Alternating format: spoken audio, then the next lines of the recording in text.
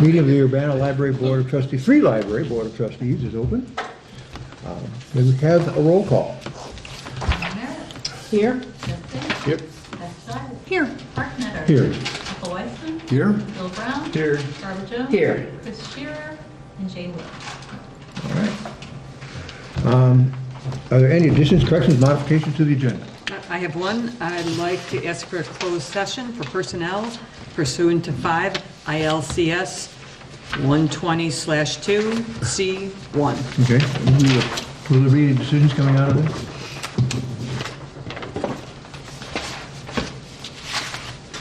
Well, we'll put it after unfinished business. Put it after unfinished business, Okay. right. Any others? Do you have a motion to approve? As we have to have an amendment. Thanks, motion and amendment. All right. So moved. Second. Actually, she probably moved it. Yeah, I moved it by Okay. proposing it. All right. So, Okay. Still have a vote We have to vote to approve the agenda approve the agenda so as modified, yeah. as modified. Okay. All in favor? you're. Aye. Aye. Opposed? Okay, done. Public comment? Nope. No, okay. And presentations. We're meeting with our auditors, I think, in a virtual sense. They're, you let them out of a little box now? They're in a nicer place than we are. Yeah. Actually, I'm getting tired of those Windows pictures. Can figure out how to get rid of them.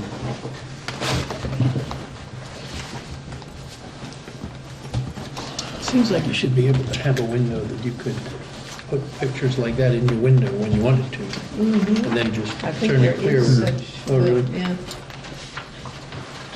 Figures. You can do that on the Mac. Yeah, you can do that on the Mac. You can You put them on your window.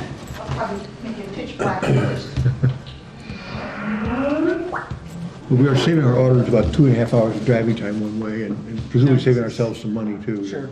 Yeah, this is fine. Now,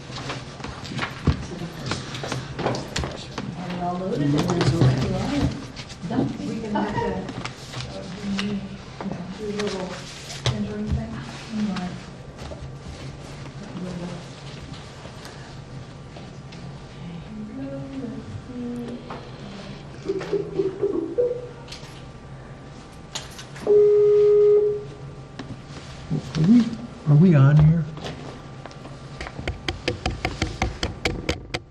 They'll tell us. Sorry? Are we on? Yeah. Okay. Hey, how are you? Okay. Maybe I can get the volume up a bit. Okay. Talk a little bit, Tay.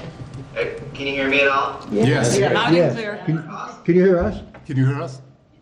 Yeah, is there any way you can turn the volume up just a little bit, just in case? Can you hear? Hold on. If I turn my volume up, that probably helps too. Yeah, you got it. Should work. This fancy technology.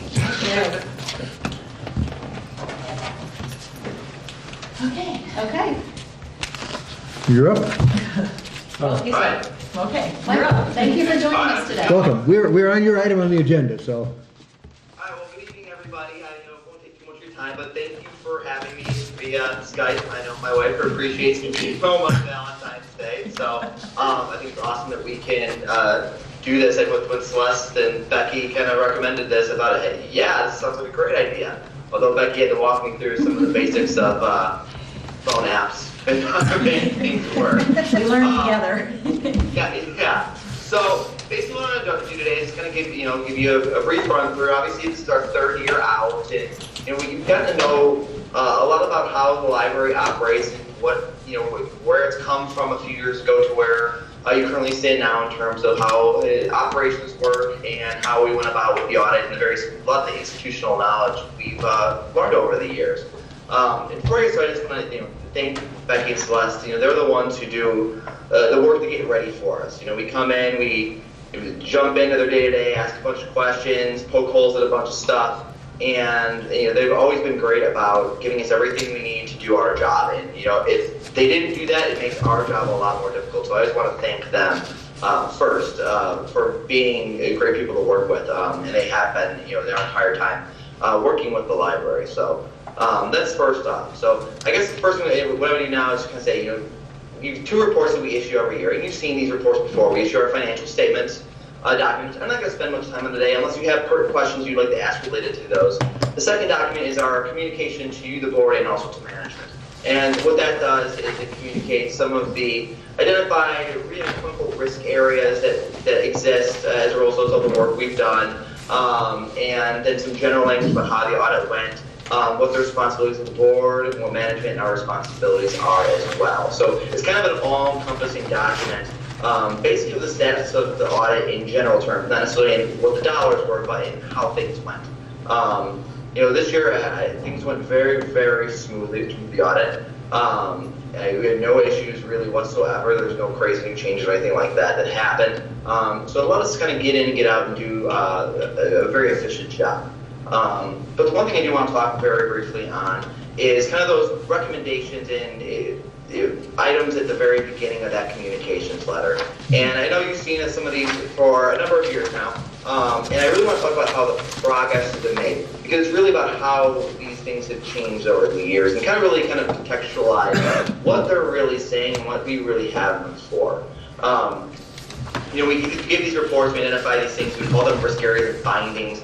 And really what the purpose is to identify to you as a board to know that, due to, in the ideal world, we're working off of if you had unlimited resources and unlimited people.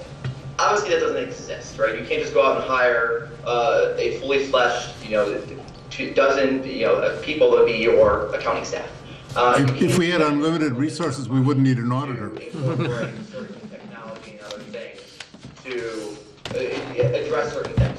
So a lot of these items that have been identified, the external financial reporting item, some of the IT-related things, they're kind of a nature of the beast thing. It's not that you're doing anything wrong, because you're not. You're doing things that are practical and responsible in terms of how you operate the library. There's always that cost-benefit analysis, right? You could go hire someone to go put your report together, but that's a waste of your money and someone's time to do so. One of the things that is happening right now, I know the city is working on obtaining a new financial accounting package. It's one of the comments we get due to it being an older system and having some limitations. You guys don't have much control over it as it stands in terms of some of the expectations that we would expect to see in an IT system in terms of controls and access rights and things like that. Assuming you have a similar relationship with the city going forward, new software, a lot of those things will go away.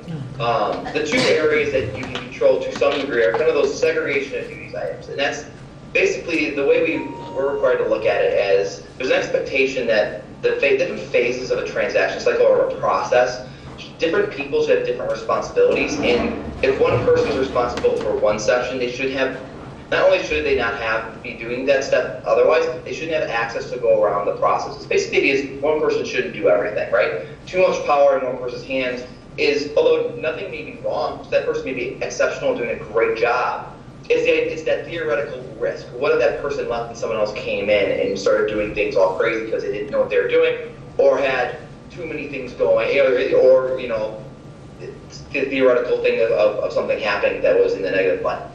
That's kind of what we address. It's not necessarily something bad is happening or something wrong is happening. It's that due to the nature of the organization, primarily the size of the library, and this is something that we see at every single library we audit. You can only have so many people. You only have so many resources. And unfortunately, we have to ignore those limitations in these comments, but we try to contextualize them. I think one thing to remember, and this is that the management response section, which Celeste puts together and spends a lot of time on crafting, is a great way to contextualize what management is doing to address these to the best they can. And one thing what we've seen continually since 3 years ago when we started was there's a continual improvement in implementing of recommendations and procedures.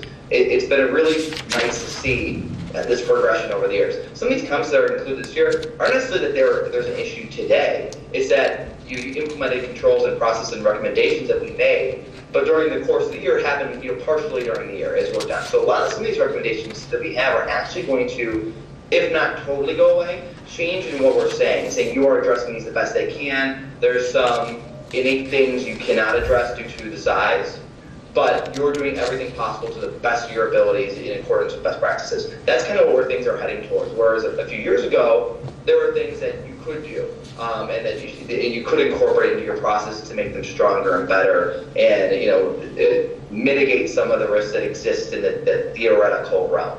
So when I look at some of the commentary related to the segregation of duties, a couple of the severity of it, or the kind of the commentary and what level we categorize them has gone down because you guys have implemented a number of process procedures, which is excellent.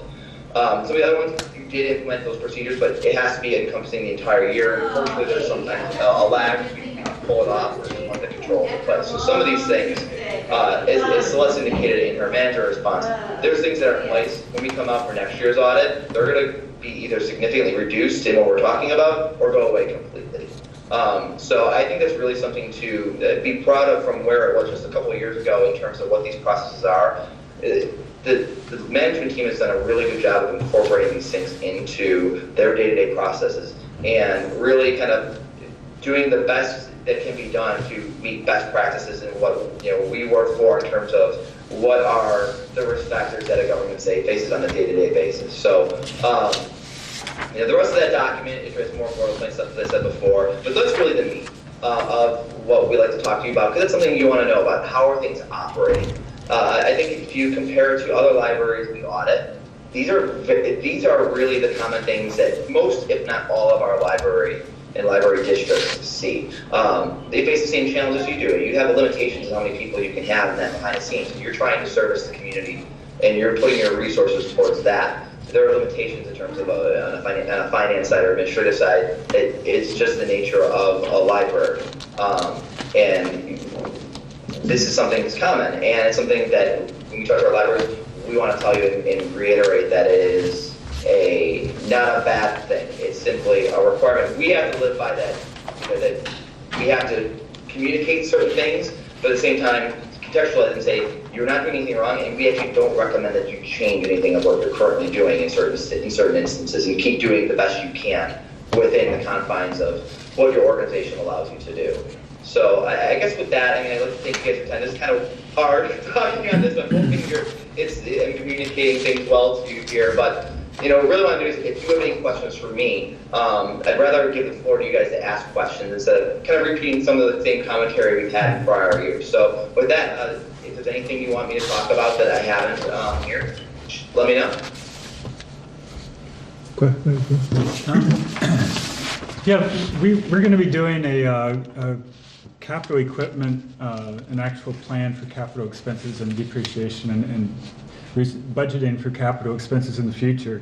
And I was wondering how your figures, like in the net position and your depreciation, what that's based on, and if we should align our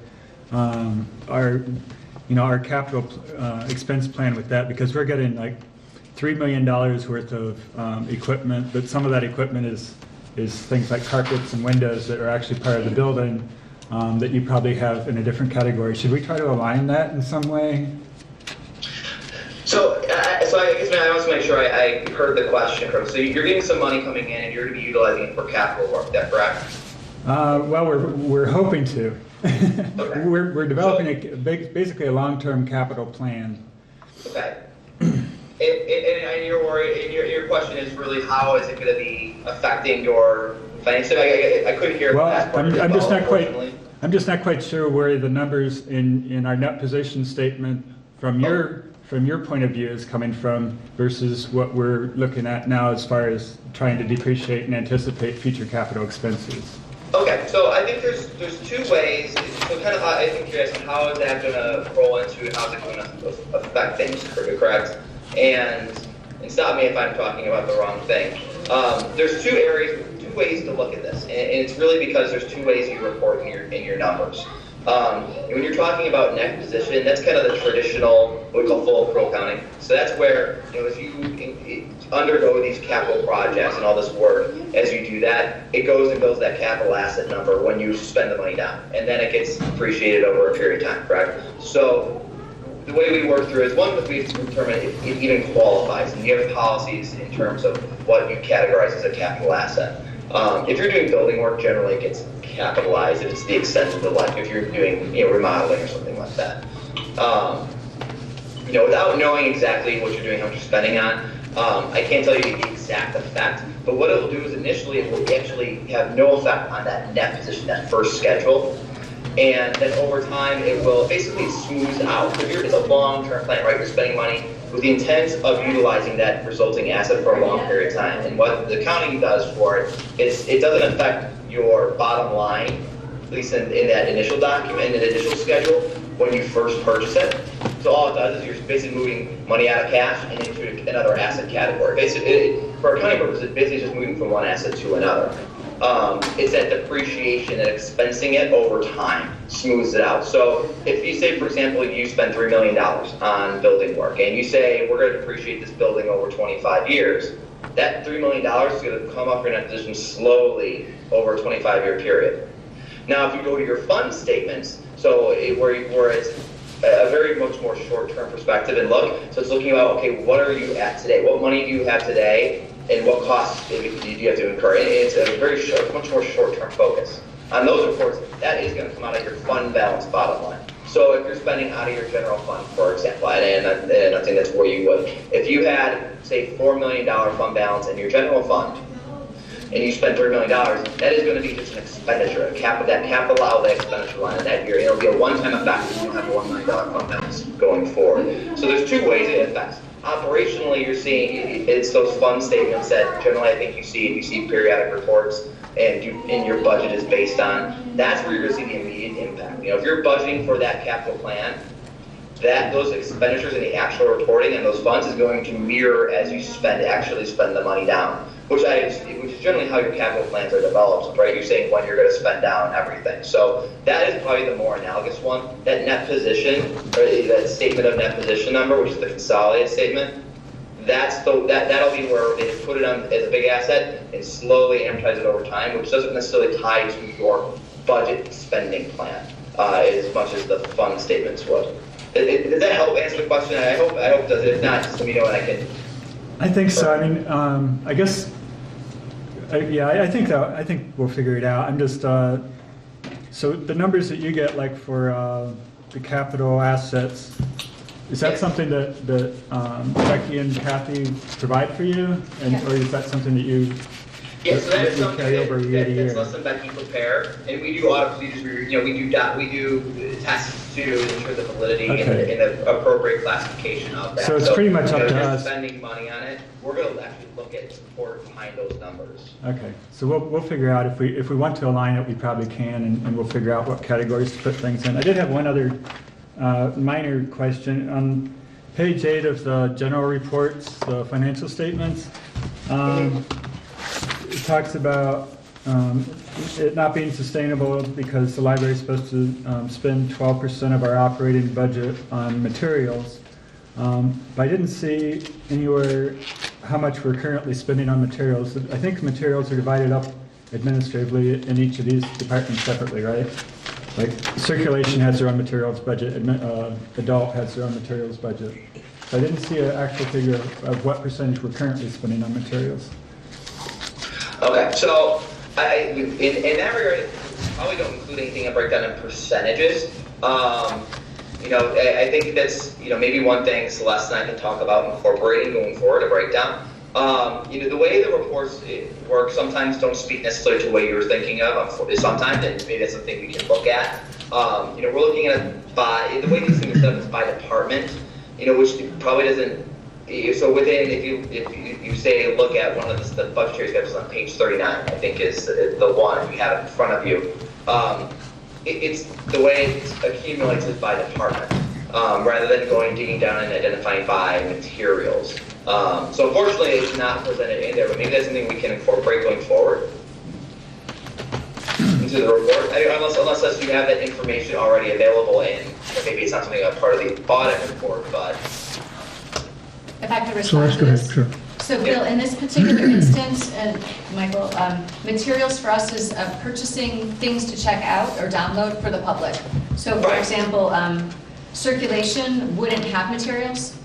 Mm-hmm. It's only part of adult and children's, and not the cafe or other things. Right. I guess that would be, we have the adult department and children's department. We don't break out the materials in the report specifically for the materials and what else might be in those departments as well. And, such as and salaries and things like that. in talking about it not being sustainable, we spent $20,000 or $30,000 to use some of the savings that had been put aside by the Friends for a period of time and having not been spent. But that's not, they don't raise enough money to be able to spend that much. They raise about $20,000 a year, and that's distributed amongst the 3 departments. Yeah, okay, I understand that. And, but what, you give a specific percent, 12% we're supposed to spend. Right. I don't know if we're spending $500,000 or $1 million on materials, and if we're only off by 20,000, it's only, it's a difference between 11% and 12%, or is it a difference between 8% and 12%? If you're gonna say 12%, we should be told how much we're off. That's my complaint, I guess. Okay. I can get you that number.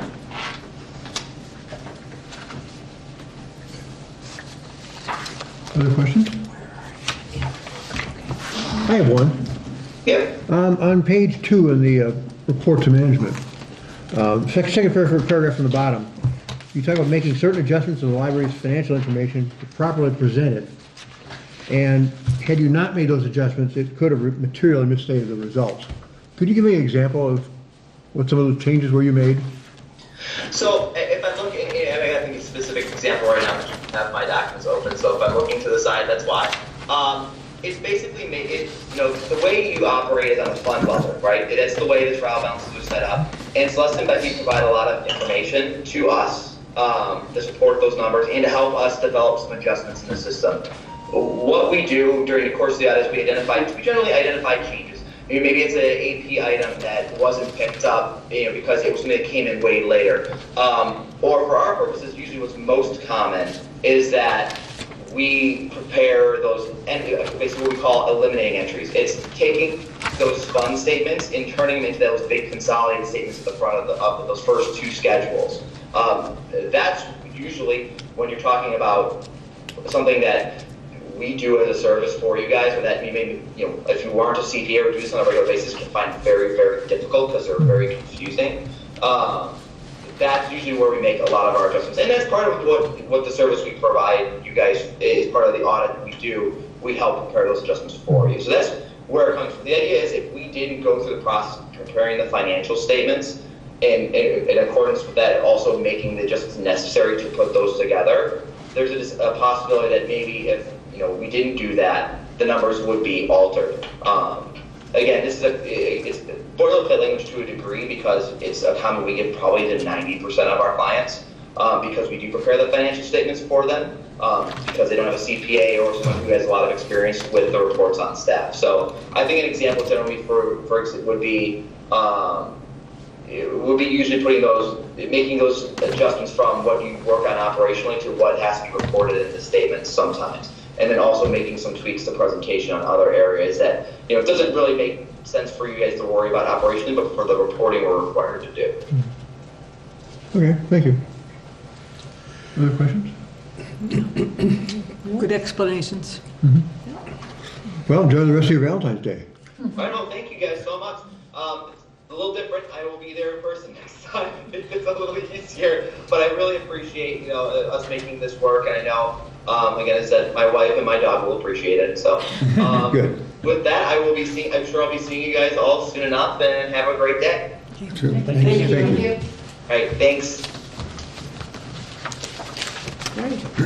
Well, I think It's very efficient. I'm satisfied. Yeah, I am too. And I like the context, and I think it made sense. And it's been a continuum. Yes. Yeah. Yeah. Yeah, and really, you can only have so much doubling of positions too. We can't afford to do it. And we're like so many other small units of government.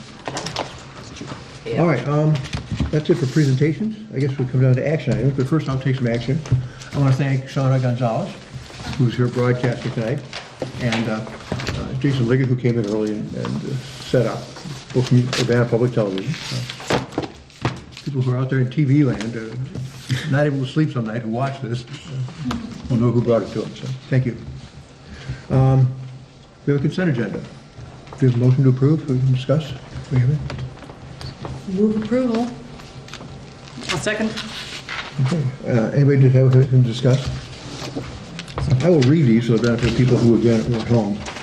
What we're approving are board meeting minutes of January 10th, 2017, bills for January 11th totaling $55,106.74, payroll for January 20th totaling $88,041.36, bills for January 25 totaling $25,407.93, payroll for February 3 totaling $88,014.04, and bills for February 8th totaling $39,800.48. All in favor? Aye. All opposed? Passes. Individual action items, acceptance of the audit. We believe we have to accept it. We don't do any more than that, but acknowledge that we received it and we're satisfied with it. Is there a motion? So moved. Second. Discussion? All in favor? Aye. All opposed? All right, building fund budget. Celeste, do you want to talk to us about that? This is Sure, item- as we talked about last month, with the way the finance policy is written, after the budget has been approved, the board approves the budgets for these particular funds, because the board has not approved them in advance of the fiscal year, and that's something we're going to be changing with the fiscal 18 budget. So the information on these different budgets was included in the audit documents. And so we're asking that you approve them as they were laid out there. Okay. Do you have a motion? So moved. Second? Second. All in favor? Aye. All opposed? Trust fund budget, item 9.3. Same thing. Okay, so move. Move approval, I guess. Second? Is there a second? Second. Discussion? All in favor, say aye. Aye. All opposed? Library sales, library sales fund budget. Item 9.4. Do we have a motion? Move to approve. Second. Discussion? All in favor? Aye. Aye. All opposed? 9.5, grant fund budget. I move approval. Second. All in favor? Aye. Aye. Okay. And the 9.6 FY17 budget amendment, which we may have a bit more That's discussion. what we have. Yeah. This, yep. So, is there a move Move approval? in a second? A second. Discussion? Does Celeste, do you anything wanna- need to be added to that? Do you have anything to add to that, Celeste? No, I hope everyone had a moment to take a look over it. We were just trying to be very It's very specific clear. about things. It's very clearly explained, thank Yep. you. Yes. So the piece about adding the second associate director, I don't have a particular dollar amount or line item yet, because it will depend on who is hired. So I can't give you that yet. So that piece number one is more a conceptual approval of moving ahead in this direction, with then us to move ahead with the interview process and bringing specifics back after a hiring decision has been made. I liked you changing the label in the second one of from job ads, temporary help to hiring costs. I think that just makes, yeah, it's clearer. Yeah. All right. All in favor? Aye. All opposed? Passes. Okay. 10.0, discussion items. Finance policy. Celeste, you're still on. As we discussed last month, in order to move ahead in the direction we talked about, which is having the board approve all of the different parts of the funds at the same time, before the beginning of the fiscal year, we need to adjust the policy to show that. So what I did is, capitalize library everywhere since I was in there anyways, to follow house style, and then I changed one thing to make us able to have the checks be stamped if Becky is not here. Currently, Becky is the only person who can use the treasurer's stamp other than Beth. So I wanted to build in a little bit of redundancy in case Becky happens to be on vacation during bill payment week. We don't have to call Beth in for that, although we have in the past actually called Beth in to scan checks in the absence of Becky. So that was one change, and then the other change is taking out the parts that say that the board will approve the budgets after the fiscal year has ended and after the audit has been completed. So those were the changes. The city is currently looking over its financial procedures and policies. I'm on the committee that's looking at them. Elizabeth Hannon is leading that. So after that part has been completed, I will come back to you and we can give this a more thorough look. And but for now, these are the couple of changes we talked about that make sense. I just have a question about the stamping of the checks. Does Yes. this have anything, is it related in any way to the audit? And when he said you have to have different people responsible, you know, when you talk about redundancy and the same people not doing the same thing? That's right. So Becky cannot use the stamp for Chris, Okay. for example. And I don't use this, I have no one but Becky can use the stamp for that. And what we said is, if Becky's out and Yeah. someone's using Chris's stamp, that person can't also use Becky's stamp. Because Great. obviously that Okay. would not be where we wanted to go. This happened to me at the Freedom to Read Foundation. That's what. Just wanted to make sure it was. If there's a better way to say that, please let us know. No, This is why there's a draft document. It was, our auditor reported it. Yeah, I guess I've always thought of a budget as something that's fixed. This is what we think we're going to spend next year. At the end of the year, we don't go back and change it. It's what we thought we would spend, And then- here's what we actually did spend, and there'll be some plus or minus Yeah, right. reconciliation on Minutes the as you go side. along if you need to. Right. Yeah, if we keep on changing it as we go along, it loses its ability to inform us Yeah. how to budget better. We just keep on making changes. So, I don't know if anybody wants. And I'll say, I did read that, the paragraph twice, but it's really clear. It is. And I think it's more just matching the right person with the right function, and then, you know, by stating the same person cannot apply both signature Signatures, stamps, yeah. that's a nice sentence to Yeah. add there. That's right. So I think it's good. All right. Thank you. Yeah. Chiller replacement. Maybe it's cold outside, I think. That's how it's saying. No, it isn't. In Boston, maybe. Yeah, not here. Yes. Record. Yeah, again.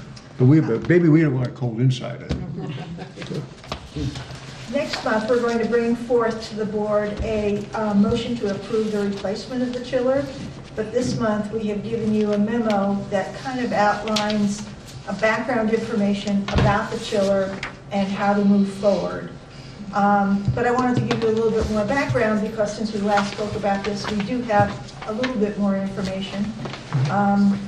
In January, Michael and Mark and I met to talk about the chiller. They are on the facilities committee, and we talked about the chiller because as we're going into the cooling season, the question comes up is, will the chiller make it through the cooling season? So there was some possible discussion about moving up the replacement of the chiller.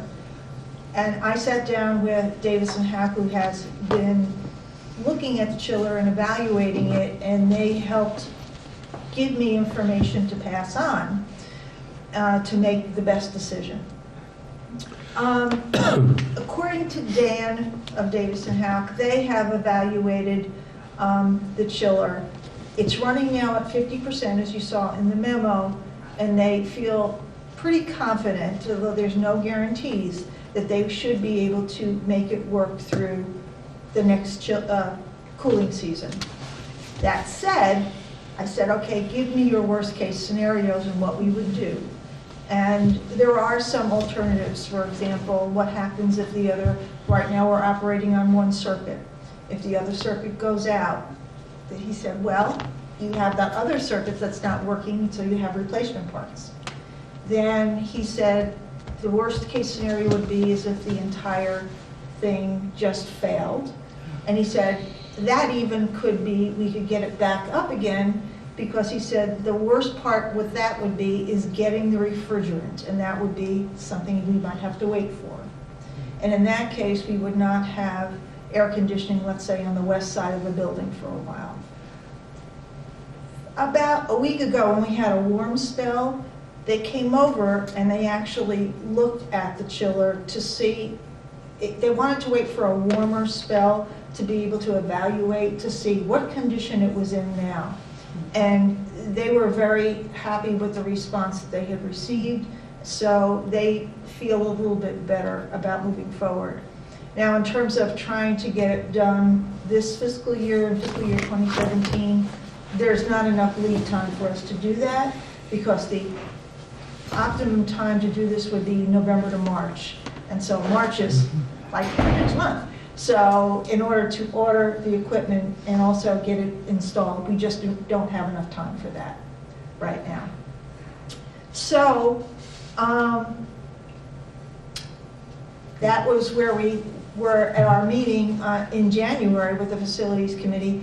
But as you looked over the memo, do you have any questions about the chiller? We have asked for a quote for a proposal for design services for the chiller from Henneman. That request was made last week, so we haven't seen anything yet. Actually, I just have an interesting question about the time frame. So I'm assuming that most institutions or entities that want to have their chiller replaced will also choose to have it done in the November to March timeframe, because if you're in the northern half of the country, you simply won't need chilling. So is there any, does the price of the components fluctuate with the time of the year? So is there any advantage to ordering things at a different point of the year, let's say June or July? Or does this company, or do the equipment come from a place that supplies the entire country, so that, let's say, San Antonio, Texas might need chillers year-round? And so sometimes there are seasonal fluctuations in prices. Probably in this town, if you wanted to buy an air conditioner, you could probably get a much better deal in February than you could in July. So I'm just kind of curious. I honestly don't know the answer to that question, but I certainly could ask Dan or even Henneman about. Henneman probably would be able to answer the question. The one thing that they did tell me, that as part of the chiller process, they would need to be more involved with that, because there's more pieces and parts to it, as opposed to the boilers, which just comes as it is. It comes out of the box, basically, if you want to put it that way. So they said that they would have to watch it, this process, the chiller process, more carefully.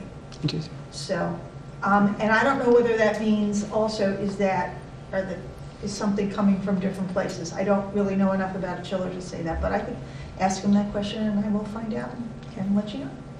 So. Anything else? Questions? Hypothetical. When you were describing the possibility, emphasis, possibility that something would happen in the summertime when air conditioning is needed, and the whole system broke down, you said we might be without use of this whole system for a while. What does a while mean? A while means is how long it would take to get refrigerant. Well, are we talking 3 days or a month? He said to me a few days. Okay. But that said, is that when the chiller initially broke or stopped working back in August, they were trying to do a retrofit, because that was one of the things that was in Henneman's evaluation, is to do a retrofit of the chiller that was, of the refrigerant that was in the chiller, and they were having a difficult time getting it at that time. So he did say is that, that is the type of a thing where he said, I'm not anticipating anything like that happen, but they always want to let you know that, you know, there's no guarantees here. So a while is a while. Yeah. You know, We'll see what it is when it, but it's not going to happen. in principle, something like that could happen with a new one too. Exactly. So there's no, that's probably more likely with the old one. Yeah. And it's least likely maybe after a year or something when it's, you know, but it can happen, there's no guarantee. I should mention one other thing, that the idea of using a chiller in all weather where sometimes it's chilling things, even though the building's being heated, is offensive to anybody who knows thermodynamics. But so we asked them about chillers that recirculate the heat in moderate weather, so that when you're pumping heat out, you're not throwing it out, you're Right. using it. And unfortunately, the capital expense of those is enormous compared to what you say. So it's a wonderful idea, but apparently at this scale of a project, we can't afford it. So. In terms of pricing, with major repairs or construction, I think it's affected more by the local market than it is any one particular project.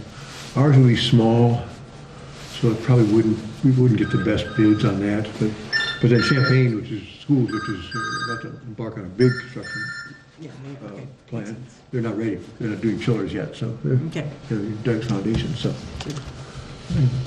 all right. Any other comments or questions? Good. Thank you. Reports of the liaison officers. Friends of the Urbana Free Library. We'll meet next month, not yet. Okay. Foundation. Oh, maybe there is something, sorry. If you look at the table next to the cafe and you look at the checkout desk right by the information assistant station, there are 2 baskets of books that are tied by the friends, romance titles, as a little lovely Valentine's Day gift to our community. They do this around Halloween time, and they do it Thanksgiving, Valentine's Day as well. Just a special thank you, free books. Thank you. And the foundation. Chris didn't give me a report, but do you have anything to I can state that we are currently in negotiations for property acquisition. That's what I can state. Anything else? Cross your fingers and wish us luck. Okay. The Heartland Library System. We should have said the next half hour. You got a big load with it. There's nothing new going on. They're still at only, I don't know, 30-some% of their budget, and there's nothing on the horizon that makes them think they'll get any more than that for the year. So we're budgeting for the following year, and we're pretending that the world is going back to 2015 when we were getting 3.5 million or something. So, but it's because nobody knows what to do. So, I don't know the state of the roof of the Champaign facility, but apparently they've had a chance to work on that because of the warm weather. And we'd been having this problem with Rails, the system to the north. They'd contracted with Heartland to do delivery of all of the academic books down here, and they wouldn't sign a contract and all that. So that's all done now, and everybody's happy. So Good. Progress. Kathy, so right back at you here. There are a few things to pass on. One of the things is that there is a quote from Henneman Engineering for the design service for the boiler, and in that is a design schedule, which isn't any different really from what you had received previously, but just to point out is that it's already in process. Mark, Michael, Celeste, and I met with Henneman Engineering in January, and our next meeting is next Tuesday, where they will present 100% design drawings for us and talk more about the process of the boiler replacement. The long-term replacement cycle is in your board packet, and that is something I know that the board had wanted, and when I started putting this together, it was a bit scary looking at the numbers, but this is actually something to kind of give us a basis to move forward and to proactively start looking at projects and replacing things and planning for saving money for it, or deciding how we're going to get the money for it. But you'll see that there's a list of different types of equipment, the replacement year, the estimated cost, and the life cycle of those things as well. And I have to thank a lot of people for helping me with this, because there are a lot of phone calls involved in this, trying to get information. So, any questions about that? No, I think this is great. I think we needed this. there was spike, I guess that's for the elevators, that spike in 2030. Is that what that is? The elevators, dumbwaiter, air handling unit, okay. Yeah, that's the $500,000 plus year. Yeah, yeah, 2 things that year, so. All right. Just, So, but, the red line shows that we're supposedly saving for that, if we keep putting that $139,000 a year aside, wherever that comes from, right? just a minor comment on the plans. I believe we can do the windows for approximately 20% of what's down here. So that'll say, well, and maybe switching those with one of the carpets, because the sooner, they save a little on energy. And so they're both improvements. One has a little savings, ongoing savings associated with it, the other doesn't. So if it's true that the windows are actually cheaper than the first stage of the carpet, which I think it is, we should probably do those first. Well, let's look at the payback on that one too. So there's a little payback on it. But it's the best thing we have, and capital projects do get scary. And the number, the zeros just keep adding on the back, and the comments too, so. But if we don't spend it, We're in even bigger trouble. that's right, yeah. This is Maybe basically, not we, but somebody's going to. yeah, a good deal of this is to keep the weather out, the water out, and the heat and the cold. All right. Is there any, okay. I have administrative reports too, Oh, just under the general, you cut off the bottom of the agenda. normally we just jump in, so Jump in. if you don't mind, I will jump in. I have great news. We have been working on developing a potential agreement, an intergovernmental agreement between the Urbana Free Library and the Urbana School District Number 116 in order to be able to provide services to children who qualify for free reduced lunch. And so Dawn and I did a bunch of work. She really ran with it. Jim Simon at the city was kind enough to take a good look over, and we sent our best offer to them, so to speak. And so it's in the hands of the schools right now to take a look at. So it is with the schools, and we are hopeful that if there are questions and comments, that they'll turn around, and sometime in the near future, hopefully we can have the boards vote to accept this and we can move ahead. Great. So it Thank is, you. we are very pleased to have it Yeah. with them in a good, what we think is hopefully a good shape. Super. That is great. So that is good news. The second thing is thinking about the strategic plan. I have a set of books that library school professors, Kate Williams and Abdul, who's like, last name I can't recall, I apologize, and another person, developed a few years back when they were looking at broadband services. They were looking at anchor community institutions, and I thought it would be wise for us to take a look at these anchor community institutions that have already been laid out there as support in our community, and places like the city of Urbana, looking at their goals and where they have said priorities for the community are.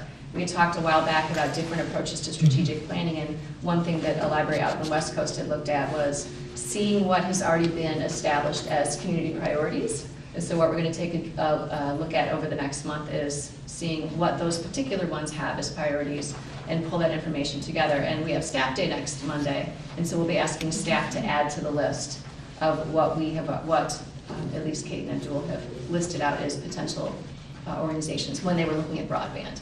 So this is a first step that we'll take to gather information and hopefully get us in a good place. And that'll bring some type of more of a planning process forward, but this is the first step we're taking.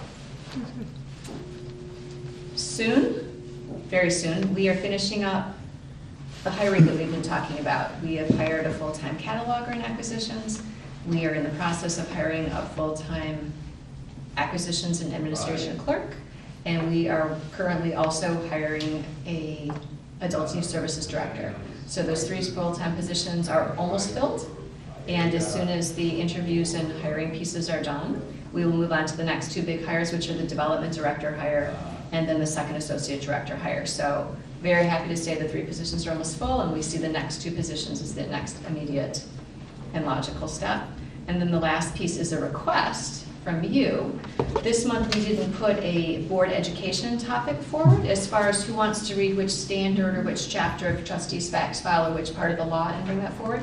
And so what I'm going to do is put a request out to you to say, between March, April, May, and June, who would like to speak on which different topics? Is there a particular interest you want anyone to address or yourself to address in these different areas? So I'll be asking for volunteers. So set back quickly, or wherever you want to handle that. Celeste, this is not the same thing as, I spoke to Celeste earlier today about immigration and the fact that we're a sanctuary city and what does that mean for the library. But that's not what you're talking about here, right? In terms of reports. Correct. You're talking about in the trustee manual. That book, Right. yeah. Oh, in the booklet. Well, but that's a very interesting point. Do we want to expand beyond that? And talk about other items, current interests that we have as our areas of expertise? Could be construction, could be the law, could be relative to immigrants, and sanctuary cityness. Two ways to look at it. One is we could expand, and the other is to continue our group education, I would say, to finish out familiarizing our roles as trustees, to do our duties with all the due diligence and all the D words that I can think of right now to put in here. And then drama. And then as we have our base built, then we can take it on expanding. Sure. It's just a thought. No, it's a good thought. Nothing has to be done tonight. For instance, What are the remaining topics? well, Illinois Heartland's looking at, or the state library and Rails and everyone is looking at an unserved population in the state of over 1 million people that don't fall in library districts and stuff. So that could be an interesting topic of how does that relate to us? Is there other ways to deal with it? Even though that's not one of the things that we're supposed to review. This is a rural population primarily? Well, it'd be people outside the Like the ours? library district. Yeah. Yeah, it's just outside. Ours are not necessarily rural. For example, people who live in trailer parks in the city of Urbana Right. do not pay taxes to the city of Urbana or the library. They pay it to schools. And so it's not rural at all, but they're not taxpayers, so And they're. the Yankee Ridge subdivision, which is definitely not rural. Not rural at all. No, okay. And so it's a large number So of. there's just pockets which somehow land outside. But it's an interesting topic to think of. If you're a librarian and you want to serve the world, how can you change your policies or whatever without violating some law to serve those people, So, But this Yes. agreement with the school district will go a long I was ways going to say, to yeah. dealing with at least the trailer park. What was the total number of students affected by that? it was a high, what I'm remembering is percentages, and I want to say it was 20 to 25%. Wow. It was a lot That's of what I remember. students. Wow. And they live outside the city limits. But inside the school district. I'm trying to remember the landmass. When I was on the school board, I That's think we been an had, issue for years and years and years. It would be wonderful if that could be resolved. but the city had, I think if I remember right, about 10 square miles of land was within the city boundaries. School district was 44. Now, that's the farm, so it's not densely populated, but they're in the school district, they are paying taxes based on the farm rate, which is smaller, but it still goes into the school system. One way to do that, I guess, but there's annexation issues too, that would have to work out. If we were freed from the city, and I'm not proposing that, we could be our own taxing district. But then we go out to the taxpayers, we have to elect a board of trustees, we have to get You have to probably have a a referendum. tax to do rate that. approved. Yeah, we wouldn't be home rule like the city. I think So we're there's subject to kind tax of a caps. third option too. I think you can actually move the library, instead of being under the jurisdiction of the city, it could be under the jurisdiction of the school district and have coterminous boundaries with the school district. Yeah. Is I that in think the law? It's Is kind that of the same deal. possible? You'd have to have a referendum and Oh, get it approved by Lots everybody in of the school luck. district, basically. And the likelihood of that passing probably isn't very high, I think. And I'm not sure, I don't think I favor it necessarily, I just mentioned it as a I possibility. don't know. what? Celeste. Celeste? So when Robert and I spoke briefly today about the sanctuary cities, for example, and services to immigrants, one thing we talked about is the new adult youth services director is going to start within the next couple of months, anticipated, and that this would be a great board topic, but that I would want it, this particular topic, to happen after that person starts, I so they can totally be part of the conversation. And we do like to bring staff reports and other things to you in addition to the work that you were doing in building capacity as library board members. So we want to talk about unserved populations, absolutely, whether it's you giving talk about that or whether it's us saying, here's what we know about it and here's how we are addressing our community. You absolutely should tell us what is interesting to you so that we can bring information forward in the big library world, as well as the here are the laws that you need to follow, or here's Open Meeting Act information, or whatever the case is. So I would see that as personally, I see that as an and, not an or, but that's up to you to see. Actually, that's what I was just thinking, there's no reason why we can't do both. We can continue our baseline education, and Yeah. we can have the additional topics. What topics are left in the baseline education arena? I know that Chris is looking at, he would be interested in talking about the PR marketing chapter that's in the board, the trustee facts file. And there are a couple of others. I would have to look right now and see. And then it's always good to pick different parts of the law every now and again to do, for example, something on the Open Meetings Act, since you're a public board. Well, if we're going to volunteer, I'd like to know what the choices are. Yes, I was going to put together a list of when Great. the different chapters were already covered. Okay, And if there's great. something that people feel like we need to cover again or not. And there's the, So I'm sort of interested in this PR marketing thing just because I'm into this advocacy and stuff, and it's getting kind of convoluted. Like, you know, as a board member, are you allowed to lobby legislators? And, you know, I mean, there's some stuff in there that's worth thinking about. I mean, it's not just all, how do you design a logo and all that kind of stuff. Yeah. I agree. There's some tricky stuff I'd like to know myself. I think another sort of off topic would be homelessness in the library. Yeah, and, yeah. How to deal with it in a way that's humane. And there must be other libraries that Oh, yeah. have some Absolutely. experience. This is not a unique problem. We can find out. Yeah, and ALA has a bunch of policies based on visiting with those libraries and stuff. Could we consider sort of, I mean, because every now and again, and I always think, oh, this is really stupid, you don't even mention it, but you know, I've been spending a lot of time at Carl Hospital lately. So certain departments have these bookshelves that say, bring a book, take a book. Others have no magazines. They've got these dumb giveaways that the city had. You know, I mean, and there are people just sitting there that are reading People magazine from, you know. And then I think, wow, if we're librarians, we should be doing something about that, even though it's Carl. You know, I mean, but you know, perhaps we need some structure of our meetings that would allow us to bring up ideas, suggestions, questions that aren't related to some particular, you know, like a kind of a, what if we did this? And maybe I'm not presenting it properly, but you know, You're doing fine. Yeah. Sounds good. You're doing fine. Absolutely. One more thing back to the city and our relationship. I mean, the way typically we will grow is when the city grows too. And as the city encloses areas that are not in the city, they become in the city too. So I guess you can do it by agreement with the developer. So for these services, you'll annex the city, or if that's the last piece. If you encircle it, then That's right. you get it. Encircle that, thank you, that's the word I was looking for. It has to be under 60 acres or something like that. Yeah. is there any option if you're outside the district and you can't afford the library fee, is there an option to support people in that boat? I mean, is there a fund that they can appeal to, or no? Well, but I mean, you know. I'm listening to your question. Yeah, no, I'm just saying, is there some, if you're outside the district, you want to use the library, but you can't afford to pay the fee, are there any options for you? Currently, there are not any options. Okay. But I mean, we could raise funds to serve this unserved population without violating the law and allowing them a place to apply to have their fees paid.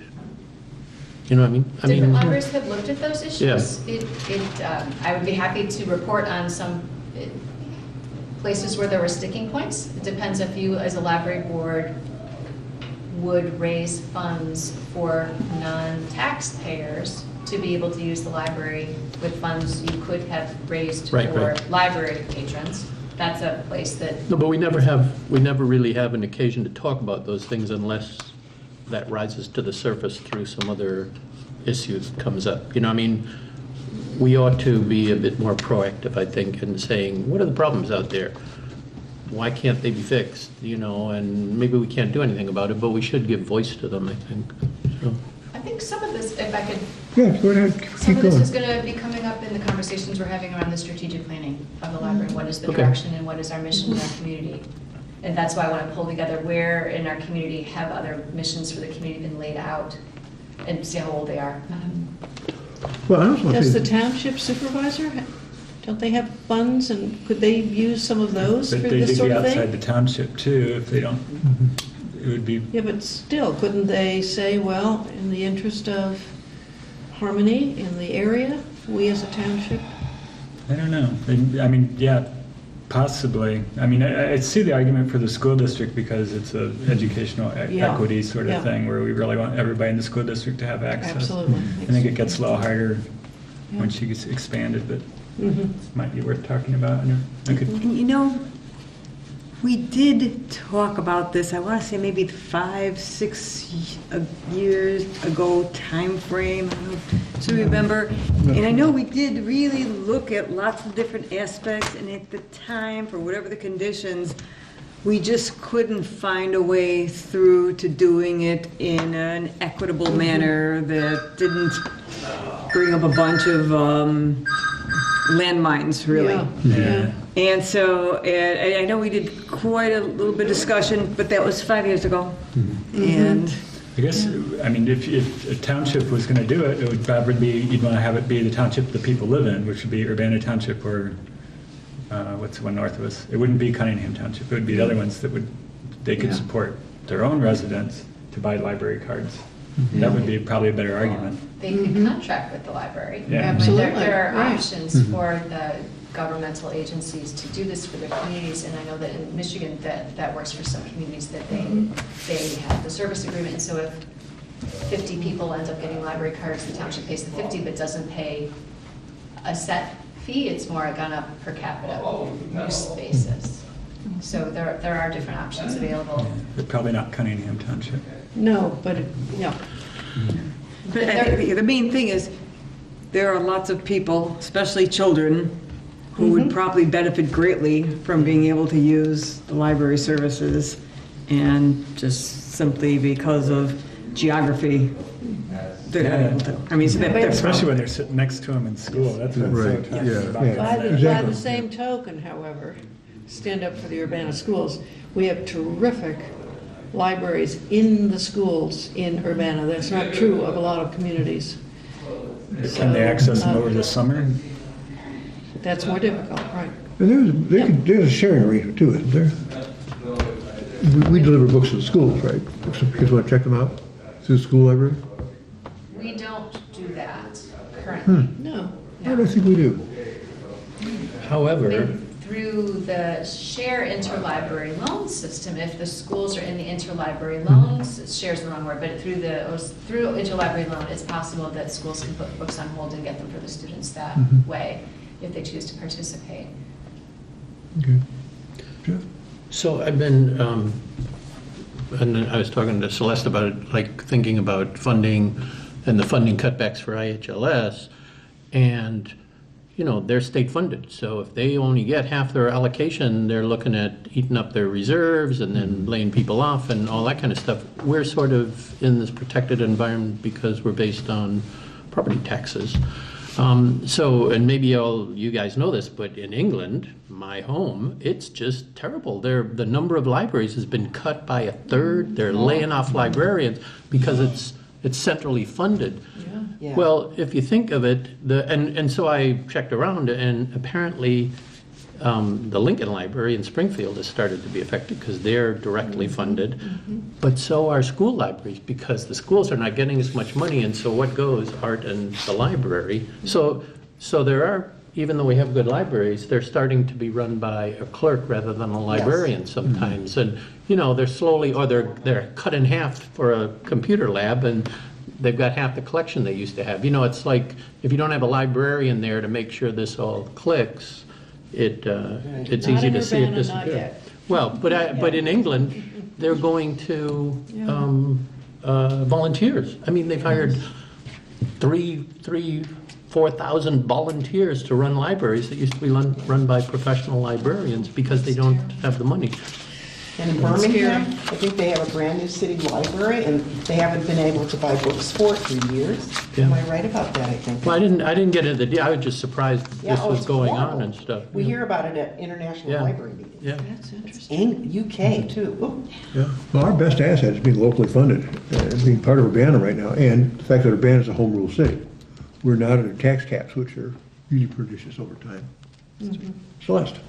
Looking at legislation potentially moving forward with budget deals, it is possible that even home rule cities and libraries, as part of home rule cities, could have a tax cap imposed for a year or two because of potential budget deals.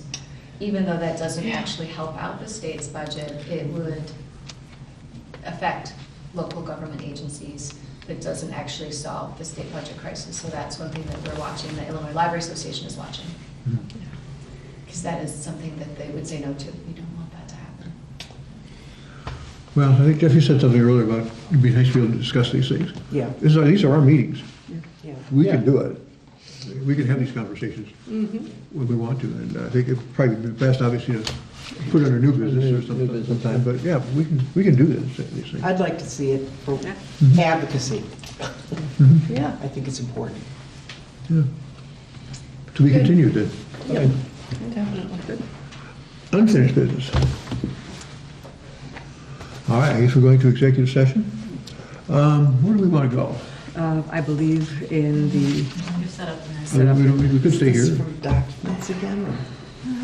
Don't you have a vote? Well, we'll figure out, let's get into executive session, and we'll figure it out in secret.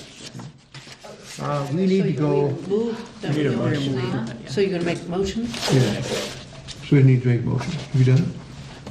Oh, yes, you have a motion. yes, so I'd like to, I move that we move into executive session For the reason, for the reason of personnel pursuant to 5 ILCS 120/2C1. I second the motion. roll call? Aye. Stop thinking. Yes. Yes. Yes. Yes.